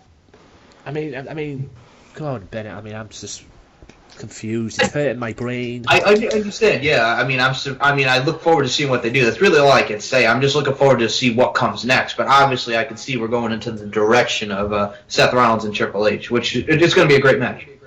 Yeah, and I believe, like I said, I truly believe they should just stick with, they should turn Triple H face and just stick with Rollins being heel. I mean, the time for turning Rollins face was when he came back at Extreme Rules and pedigreed Roman. That was it then. They should have just turned him face then. And to be honest with you, Roman should be a heel, full stop. I agree with that. I do agree with that. With with all he gets, a lot of jeers from the crowd. I shouldn't say a lot. But it's like I said to Daz on Facebook. Don't mean to interrupt you, but it's like I said to Daz on Facebook.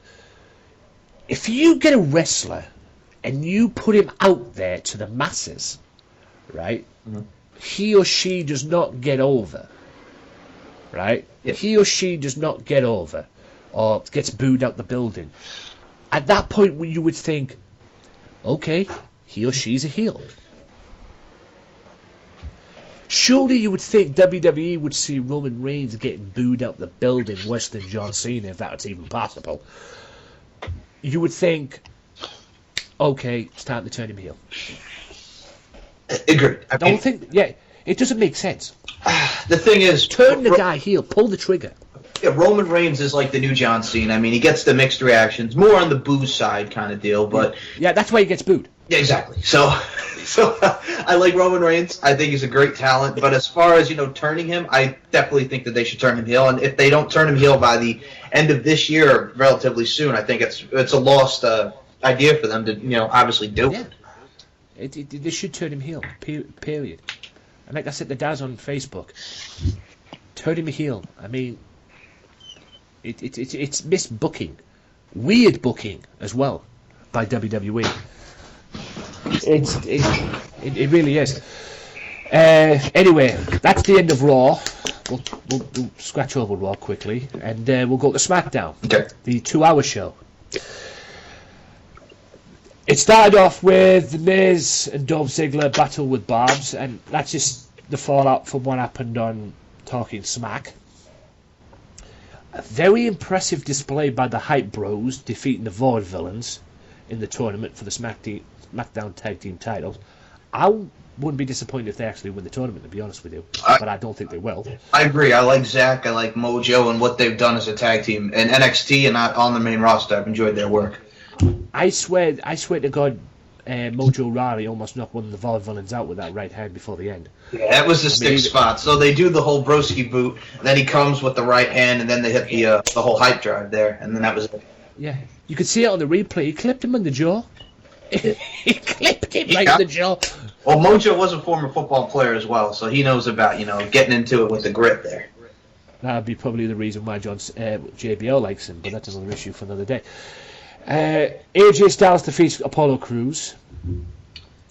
Bray and Randy Orton verbal lashing continues based off what happened last week, and their feud is building.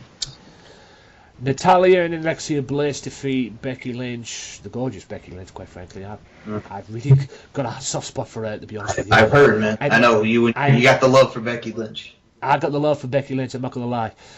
And Naomi. And yes, Heath Slater and Rhino defeat the Headbangers, and Rhino receiving a nasty cut after the match as well. Yeah. In stitches. And Baron Corbin defeats Dean Ambrose via disqualification. But let's talk about the main priority on this. Sure. That I want to talk about. Heath Slater and Rhino. Let's talk about that a little bit more in depth.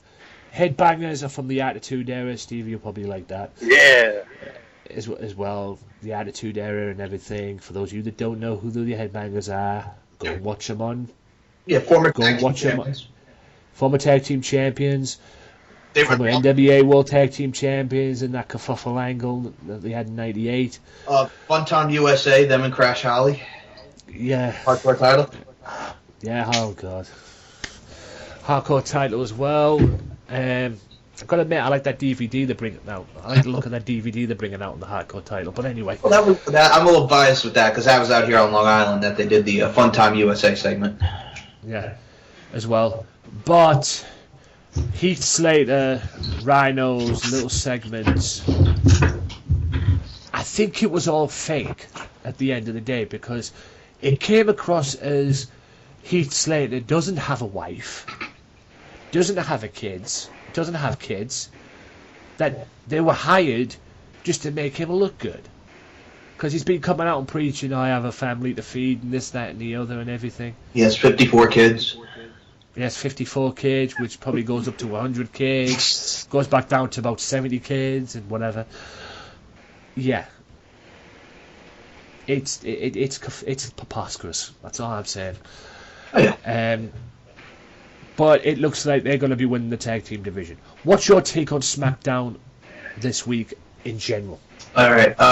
As a brand, Raw's been doing well. You got Stephanie and Mick. I like Daniel and Shane just because SmackDown's more wrestling. It's not a lot of angles. I mean, obviously you'll see a couple angles, but it's more wrestling on the show, and they have a lot of great talent on the SmackDown brand. I'm very much looking forward to Backlash and see what they produce with the SmackDown brand. Then you got Raw's Clash of Champions as opposed to Night of Champions, so that should be pretty good. Overall, I think they've done a great job.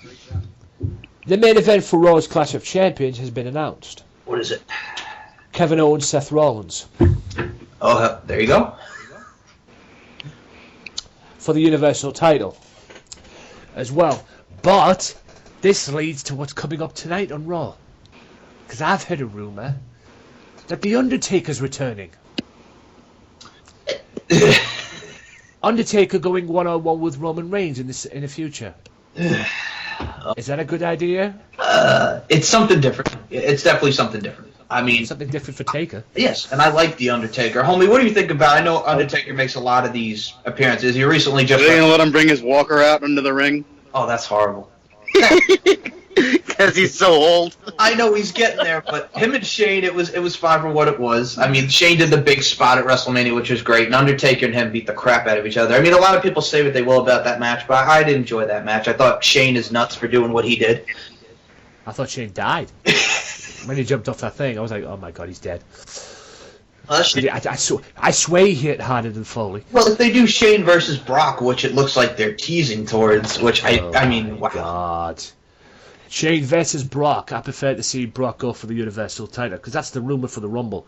Brock going for the Universal Championship. Yeah, he's got the limited date to make the title more legit. At least, I mean, oh my days.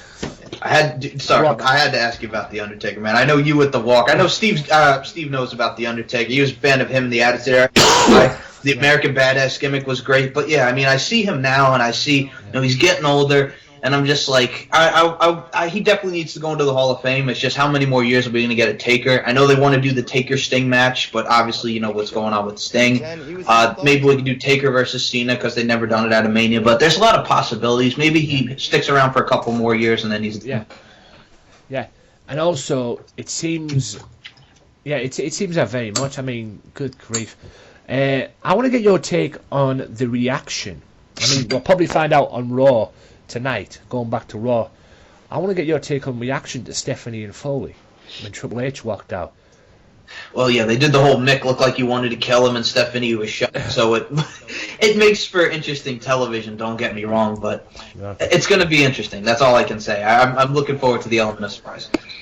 But at the end of the day, ladies and gentlemen, that is the end of Raw and that is the end of Smackdown.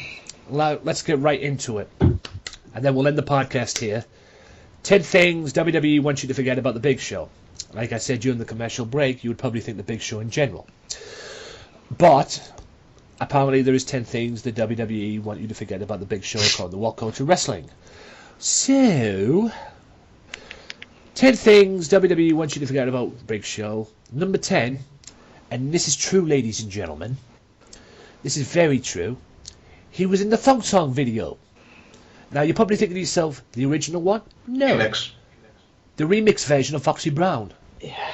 The one that Cisco did with Foxy Brown, which was actually better than the original version, in my opinion.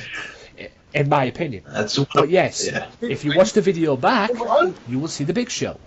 That's one of our jams. So yeah, we know about the thong song, the whole whether it be with Foxy Brown. Yeah, that's one of our jams. So Steve and I know about that thong. So yeah, I do remember Big Show was in that. LL Cool J, a lot of celebrities at the time, and you got to also admit this was 2000, so this was after WrestleMania 16, and this was. And, they were doing a lot of big stuff with him. They do Big Show and Shane McMahon, that whole which way did he go, and then the Big Show went. Yeah, they did. That was so OP. Yeah, that was too OP. That was too OP. That I'm sorry.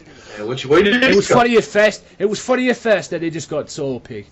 Overplayed. Yeah, but no. I do remember him in the Thong Song remix. Homie, you remember the Thong Song remix? Do you Dong. Yeah, do you remember him in the video though? Because that was actually for one of our favorite movies. That was on the soundtrack for Nutty Professor 2: The Clumps. I don't remember that video. I remember the song. I don't remember the video though. I only saw the original video. All right, it's pretty much the same thing, just it's different because Foxy Brown is rapping on it. It's the same but different. That makes sense. Hush. That's good, Mike Larkin. That's making a lot of sense, Mike Larkin. You know what? Hush. Number 9, the Big Show was his slave name. What? Now I'm guessing because of the fact that this was because he was the Giant in WCW and he came into WWE as Paul White. Oh yeah. So I'm guessing this is the route they're going down. It's nothing racist, even though it sounds racist the way you think about it at the end of the day. But at the end of the day, Big Show's white, not black. I mean, no disrespect to people out there, but the way it came across, it did sound like he was. The Big Show was his slave name. He's black for crying out loud. The only reason I blocked him, because I remember coming him into WWE at St. Valentine's Day Massacre when he made his debut. He came out from under the ring. He throws Austin into the cage and helps him win the match against Vince. But yeah.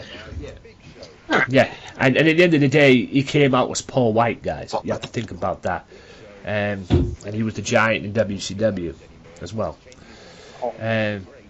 But the Big Show slave name, that's just that just sounds wrong in general. The more you think about it, the more wrong it sounds.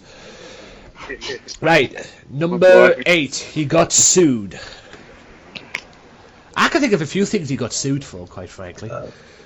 One being when he had that confrontation in WCW with a fan. Yeah, and also exposing himself to the woman at the hotel. Yeah. I think it's a match with Alberto they're talking about. Oh, okay. I did not know that. Yeah. And he grabbed one of the people backstage. I believe it was agreed. It was for the WWE exclusive. Mm. And you know how they do? They come down and they always talk to you after a match. At least try and get away with you after the match. Yeah. Apparently he snapped on somebody, and the guy didn't take it too lightly. And it was after a match with Alberto Del Rio, which was probably when he was the world champion, I believe. Yes. Might have been, I don't know. And he wasn't very pissed off. Number 7 is what you've just mentioned. He was arrested for exposing himself. Well, that infamous mugshot of him like sleeping in the shot. Yeah, he's arrested for exposing himself. I don't think they're going to show that, and I don't think people want to know about that fully, quite frankly. Yeah. To be honest, I think the thought of Big Show exposing himself is going to be enough to make you want to put you off your lunch and everything else. And I've just seen the photo. I've just seen the photo of the mugshot. The mugshot, and he had his eyes closed, and it looked like he was sleeping. I mean, good grief. But anyway, let's move on to number 6. Less said about that, the better. Good God, the stuff they come up with on these stuff, man. Jesus. The next one was the Armageddon match. No, the one with the big boss man and the funeral. Boss man. Yeah. The funeral. To be honest with you, they should forget about that whole angle. Yeah. Especially with the funeral situation as well, because that was a little bit too much. It was. He's on the casket coming out, and then he falls off the casket, and then boss man's talking about, I'm sorry that your daddy croaked. And, you know. Yeah. Yeah, and then they did the whole match on Armageddon. Yeah. And no, he did that promo in the ring. That was a promo he did in the ring. Yes. And then the boss man went to his house. Boss man even got a fake cop to tell him his daddy died and everything. And then the whole thing with the funeral and everything. And then next minute he's driving away with the casket. Big Show's on top of the casket, like if it's a skateboard or some jet ski or one of them Cool Runnings things or whatever. I don't know. The whole thing was the whole angle was bad, and the whole match itself was probably bad, and it didn't help matters. You know, it didn't help matters at the end of the day, because I think the next night on Raw, I believe it was the next night on Raw, the week after, he lost the title to Triple H. Yes, yeah, that was the McMahon Helmsley era, and yeah, the Big Show, Big Boss Man match at Armageddon was like very quick. It was only like 4 minutes. Yeah. And the McMahon Helmsley era, the original Authority. Yes, not the the 60 years done earlier. That's correct. Yeah. The next one after that is him breaking a man's jaw, and apparently he got sued for that as well. Pro wrestler, there's a video of it on YouTube as well, quite apparently, from what I've just got there. Pro wrestler punches a man in a bar. I think that's it, so you might want to check that one out on YouTube. I mean, you can't blame it at the end of the day. I mean, the guy's got big hands, for crying out loud, so if you take a punch from Big Show, you're going to get your jaw broken. The next one after that is the Survivor Series match, where he won the title, beating Triple H and The Rock, I believe. I'm guessing is the Stone Cold, where Stone Cold got run over. Bryan had just been no, or the other one with Bryan. And the Big Show was engaged in a storyline whereby no, it was when he was in the storyline with the Authority. Oh, that one, yeah. Oh, when he just turned for like no reason. Was that the one? Yeah, I think it is. Yeah, I think it is. The main event of a Big Four pay-per-view. Yeah. Everything went wrong. The match started subdued, and then that was a match he had with Randy Orton. Oh, that was in 2013. I tried to block that out of my memory. That was a terrible match. Yes, and well, that's why it's on the that's why it's on the charts, ladies and gents. There you go. It was a match with I actually thought it was the turn that he did on the pointless turn he did with the Authority on the the match when Sting came out and made his debut for the first time. But at the end of the day, it wasn't. It was that horrible match he had with Randy Orton in 2013, which was. And the next one is being covered in poo. Oh, covered in shit. Was that when? Yeah, during the Eddie Guerrero. Eddie Guerrero. It was during his feud with Eddie for the US title, where he first won the US title, I'm guessing. And I'm guessing it was. Yeah, he gave him like a burrito. He was sitting on the toilet, and then he comes out, and Eddie drenches him in poo. Yeah, drenches him in that and everything. And oh my God, it was just humiliating for Big Show. Funny if you think about it. Yeah. But at No Mercy, Big Show got his revenge and won the US title. So. And then he lost to Cena at WrestleMania 20. Yes, and that was the first kickoff for Cena. And then, like you said, the burrito thing, when he had a burrito which had things you probably shouldn't eat in it. And, the whole sewage thing and stuff like that. And, wasn't a good night for Big Show. The next one, which I'm guessing is number 2, I don't know, his fight with Khali. Oh God, that was embarrassing. Yeah, they had a backstage fight over something because Khali was just messing up. When it's two big guys, you got like Khali and Big Show, and they're just fighting and falling over each other. Yeah, that was. Yeah, that's one fight you don't want to break up. Yeah, that's all I'm saying. Really two big guys, I would love to see them try and break this up. Two big guys, one's 7 foot tall, and the other one used to be 7 foot tall. Now he's 6'12" or something. I don't know. And you've got these two big behemoths going at it, and. And the next minute, the fighting backstage, you're like, I'm getting out of here. That could cause a riot. Our earliest memory of Khali was obviously when he was in The Longest Yard with Adam Sandler and Burt Reynolds and all that. That's the reason why you got the WWE contract to begin with. That's true, because after The Longest Yard, he was in... Vince saw him in the thing and thought, I'll get him in quick. That's probably the reason why he got him in. And yeah, that was a big proposal. But like I say, if you see two big behemoths like that, just let them fight. Never break them up. Just let them fight. Let them fight. Anyway, you got anything to say about that? Anything else to say before we move on to number 1? Well, Steve, as I know, I was just going to say, Longest Yard, just a great movie, and obviously Dalip Singh, great Khali in that. That's what mostly got him to WWE, and that's what started his monster push. And then he was the Punjabi Playboy, and and he was the world champion. Yeah, I try to forget about that too, because that was hard. And it was in the countdown of World Culture's worst WWE champions ever. Yeah, it was. Okay.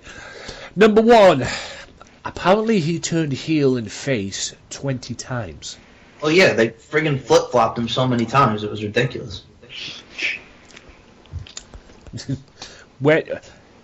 Unreal. If we had to ask and you had to pick one, it just goes back to which one do you think? Which one do you think was better, him as a babyface or him as a heel? I don't. You know what? It was fine. Both for it was what it was, is what I'll say. And just Stephanie McMahon making him cry, that was probably the worst one. When he was part of the Authority. Yeah, that was bullshit. It was. That's what. The whole Authority angle was crap. Actually, should have ended at Survivor Series, but I can understand why they brought him back. Yep. Because they all wanted to see Sting wrestle. Yep. And they got. And apparently Sting wants to come out of retirement, from what I've heard.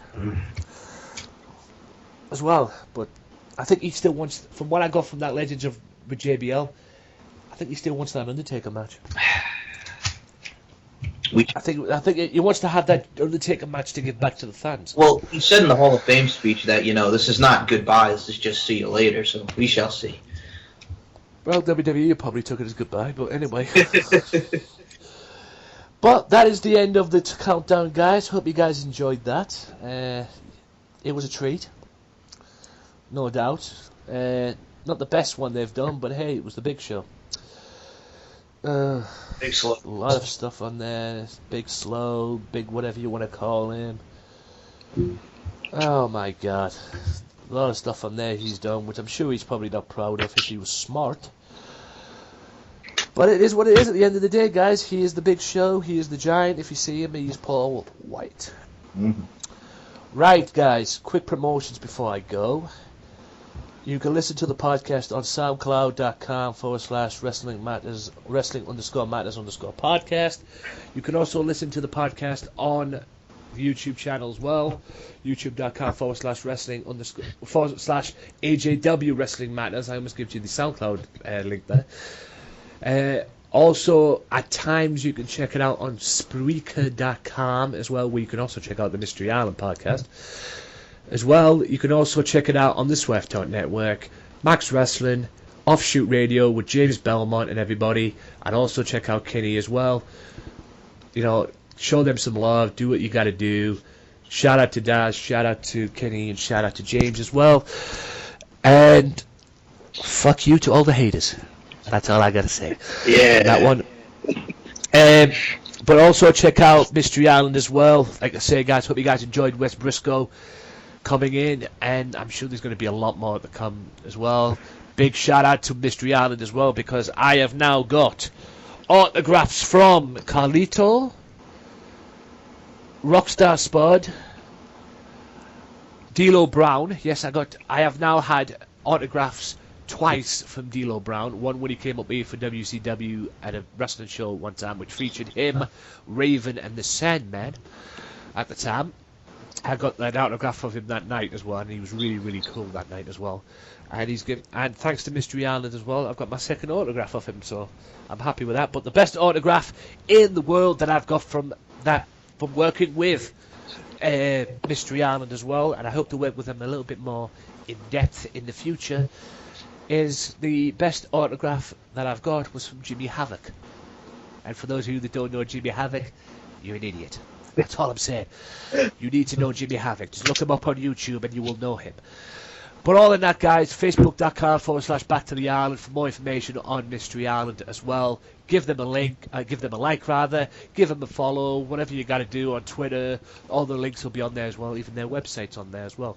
So be sure to check all that out as well and give them some love. Also, facebook.com/WM Podcast, WM Podcast on Twitter as well. Little promotions there as well. Also look out for my WCPW podcast as well. That should be up now. Yes, WCPW was out on Saturday with Stacked as well, and I think they're changing their times as well. They were on the Mondays. I think now they're going to be on the Saturdays from this point on. I don't know. All that through to their demand. Also check out the penultimate episode of my podcast on CWC, because it is going to be, you know, the final the week after as well, so be sure to check that out, all exclusive to the YouTube channel as well. Also check out any extra shows that I do on that YouTube channel as well, and the only way you can check that out is if you subscribe. Now for the S&M Show Podcast. Michael, guys, take it away. This is the spot where I give you the go ahead to put yourselves out there and where my audience could find you on this wonderful world we call social media. All yours. Okay. At SM Show 1 on Twitter, or at MCL92. Facebook page is S&M Show Podcast, S&M Show Network also as well. You can like us there. SoundCloud is MC Larkin 92, or you can check out S&M Show Podcast Network, or MC Larkin 92 on SoundCloud, where you can check out all the great podcasts such as S&M, Stevie Nicks Experience, interviews, etc. And Instagram is Larkin_92. Steve, take it away. And if you want to find me, I'm also on Twitter. I'm at Stevie Nicks SM, and on Instagram I'm Isles Mets SM. If you like a lot of sports stuff, and if you want to read, you can contact me through Facebook. In one of the fan pages or the podcast page or whatever, and that's it. So there you have it, guys. That is episode 127. I almost forgot my own episode there. Wow, that was great. Little brain moment there. Brain fart. That was great. Yeah. Stevie Nicks. So there you are, guys. Check them out. Give them all the love. Thanks, guys, for coming on as well. Well, thanks to Michael for coming on. We all know we'll be seeing him again at some point, and hopefully we'll be seeing Stevie again. Yeah. At some point as well. Hope we can get you guys back on in the future. Thank you for having me. Thanks guys for coming on. Be sure to check them out. You can check them all out on SoundCloud as well. Just they'll be on my links on SoundCloud as well. SoundCloud.com/wrestling_matters_podcast. I've been Anthony Walker for the Wrestling Matters channel. Michael Larkin, Stevie Nicks, Anthony Walker saying Wrestling Matters, and it should do to you. Peace out. Peace out. Well, enough is enough, and it's time for a change. Professional wrestling, this is it. This is us standing up. Yes, yes, yes, yes, yes, yes. That's 13-14.